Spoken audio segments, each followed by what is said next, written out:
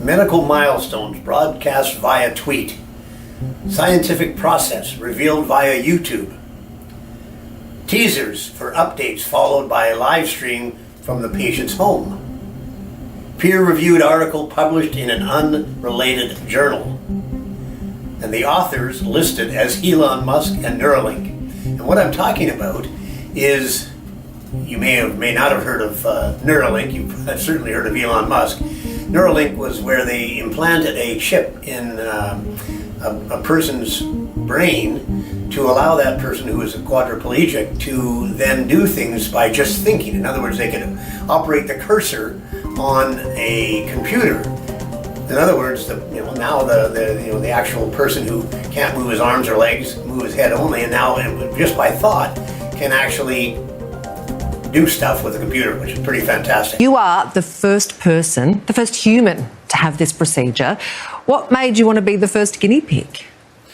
Yeah, that's a great question. I think I just wanted to do my part and help move this technology forward. There's a lot of promise in this. There's a lot of good that it can do for the world, and I just felt like if anyone should take that step and take that plunge, then it should be me.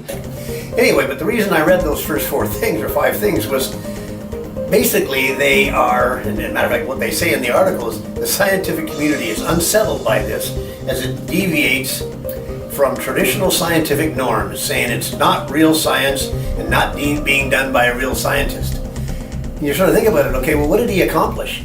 You know, the guy that's the quadriplegic, happiest guy in the world right now because he can do stuff that he couldn't do before that chip was implanted. So they made a big deal out of it, there's no question, and that's exactly what happened. In other words, he made it sort of a celebrity moment. As a matter of fact, the guy who received the implant, was a good-looking young 29-year-old guy. I think he's 30 or whatever, someone that age. All of a sudden, he's I guess I was a Musk fan to begin with, Elon Musk fan. Now he's very much a Musk fan. So, as a quadriplegic, my brain is one of the few things that I have left, and so that was a bit daunting. But I just was at complete peace with the whole thing, and I knew that somewhere deep down, I just knew that everything was going to work out, and here I am. But anyway, the article goes on to say, basically, the standard scientific clinical trial process doesn't like that. And I gotta say, being in that same business, as a matter of fact, we have a clinical trial right now ongoing, and it's a phase 2 clinical trial for a treatment for C. difficile.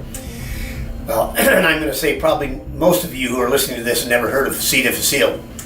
You certainly know what a quadriplegic situation is for a person, and obviously, you can probably relate way better to if that person can now do something that they couldn't do before because of a medical breakthrough, which Elon Musk has done with his Neuralink. That's pretty spectacular. Whereas what we're trying to do with C. difficile, as far as I'm concerned, equally spectacular, because what we're doing is it's not an antibiotic treatment, which is typically how you would deal with a bacteria, which C. difficile is a bacteria, gut bacterial infection. In our case, because it's not, I guess, as outwardly known, like a quadriplegic situation is completely, people understand that. They see people that are quadriplegics and understand it. Whereas C. difficile, because you don't know about it, you wouldn't relate to it as well. But it doesn't matter. The whole point of this article is, is Elon Musk decided that he would do something quite different than what the standard norms are for doing clinical trials. And that's what I'm trying to relate to in our C. difficile trial.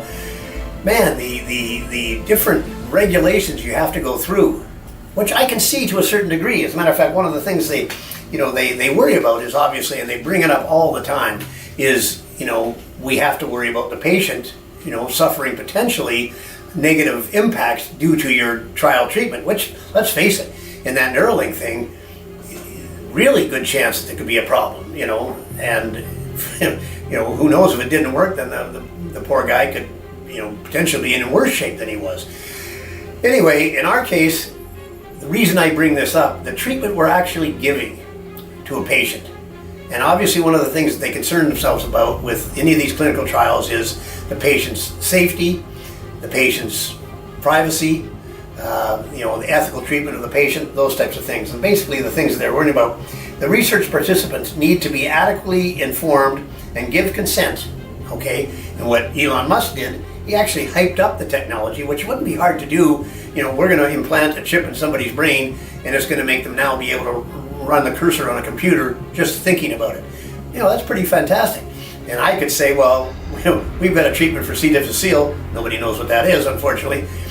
But it's not a typical treatment to the point where you worry about the safety issue. In other words, the actual treatment is antibodies that are carried by whole egg powder. So in other words, what the actual treatment is, you actually take 20 grams of whole egg powder, which is just dehydrated egg, special eggs of course, and mix it with milk and drink it down. That's the treatment. So from a side effect point of view, if you have an egg allergy, that would be your worst worry. So, but anyway, what I can certainly relate to is Elon Musk's decision to go basically against the grain, which is the standards that is expected supposedly by the scientific method of doing clinical trials. I can certainly relate that, the hoops I have to jump through for giving somebody, a couple of eggs a day as a treatment, just because it's called a treatment and it does what it's supposed to do, which is cure C. difficile infection. I don't think that should be the case. And so I kind of like what Elon Musk has done. He's basically said to the, basically clinical trial industry and saying it doesn't have to be that boring. And so he's basically, as a matter of fact, I'm not even supposed to know with our clinical trials the patients that are going through our trial. They're supposed to be anonymous, and by the way, most patients, in the case of both, Elon Musk's Neuralink thing and ours, probably wouldn't have a problem with people knowing about the results that they get. Those people that are suffering from C. difficile would like to get rid of it. And so how they get rid of it, especially if there's no side effects, which is otherwise the problem with the standard of care right now. Anyway, the whole point of the thing is I was quite intrigued by the fact that Elon Musk had, sort of jazzed up the whole clinical research process and made it a lot more interesting. But, you do have to be careful. Fair selection of research participants. Well, okay, in his case, how many people are quadriplegic and which person should get the shot at getting that treatment? Well, in his case, obviously, anybody that's in that circumstance would be potentially a recipient of the treatment. In our case, it's only people who have C. difficile, so it's pretty simple. It's not like, we'll take all comers, as a matter of fact. We don't have to stand in line, so, oh no, you're not allowed and you are allowed. And there's no discrimination there whatsoever. I mean, there's a few criteria that you can't, in our case, because it is a trial, you can't be, under 18, which that even seems ridiculous, but that's what we've sort of set up on the actual protocol for the trial. And a few other things like, multiple comorbidities. In other words, if the person was sick to the point where you wouldn't notice them getting better with our treatment, then, they wouldn't qualify either. But other than that, pretty simple. So anyway, the participation has to be voluntary. Well, obviously in the case of Elon Musk treatment, if you're a quadriplegic and you'd like to improve your standard of life, you'd probably be okay to volunteer for it. Well, in our case, the same thing. If people just knew about our treatment and they say, okay, here's my choices. As a matter of fact, here's what the choices are for C. difficile.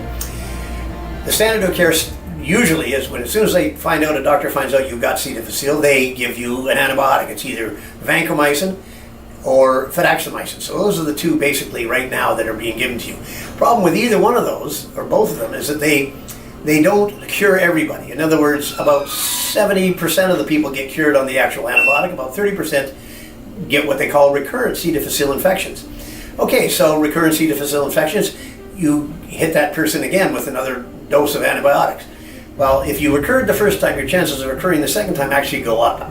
So now you got to hit them with an antibiotic again. So after they fail 3 times, they're now eligible for two new registered treatments that have been allowed by the FDA, and one of them is an enema, a pre-done enema, which is it's actual a deviation from fecal transplants, where they take the stool of a healthy patient and insert it into the bowel of the C. difficile patient. Anyway, so now they've taken that, they've made it a little easier by actually giving you a pre-organized enema. So that's one of them. That's called Rebiota. The other one is called Voust, which is actually taking those, it's basically poop in a pill, but it's not. They've gone through the actual biologics of the stool, and they put that in a pill, and you can take that. And again, those are only to be used after failing the standard of care 3 times.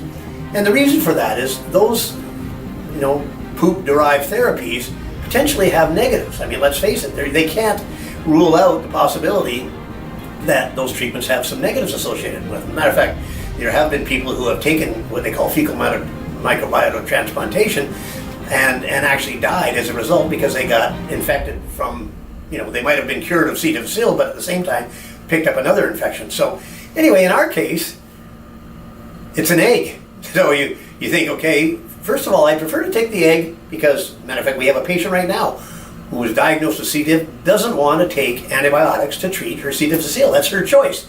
Well, what has she got left? So she's been trying digestive enzymes, she's been trying probiotics. Probably not going to work because C. diff is still a pretty heavy-duty bacterial infection. Anyway, her next choice would be fecal transplant or one of these 2 treatments I just mentioned. But even then, they're only allowed to be used if she's taken the standard of care antibiotic 3 times and failed. She doesn't want to take the antibiotic to start with. Okay, so she's very happy with the idea of taking our stuff. We're trying to figure out how to get her into the trial. It should be so simple. Just come on down. We've got the product right here. We'll give it to you. Mix it up with some milk. Take it for 10 days to 14 days, and you're better. And we'll just measure the the clinical effects. In other words, you had diarrhea to start 15 times a day, and now you don't at the end of the trial. So pretty simple. And again, the reason I look at it being simple is I'm not in this business. I'm traditionally not from a pharma background, and so I look at it from a general what's the best way to go about it point of view. Anyway, the point is this: the whole thing with what Elon Musk has done is he basically broken the mold, which I think is a nice start because I think it has to be broken. The fact that the scientific method probably is letting us down, costing us a lot more money than it otherwise needs to. In our case, and I've said this a few times in other films before, videos before, they say it costs $1 to $3 billion in 10 to 15 years to bring a drug to market. Well, if I have to go through that, charge that kind of money, or you get charged that kind of money to develop that drug, then what kind of price do you think I got to put on those treatments? As a matter of fact, those 2 treatments that I mentioned, okay, the antibiotic to treat C. difficile is vancomycin. I think in the US the price is probably $1,800 per treatment, which is high by antibiotic standards. The fidaxomicin treatment I think is $5,600 US, per treatment. And so those have to be failed 3 times before you could go to those other treatments that I mentioned. The enema treatment is $9,500 US, and the poop pills, crapsules as I call them, is $17,500.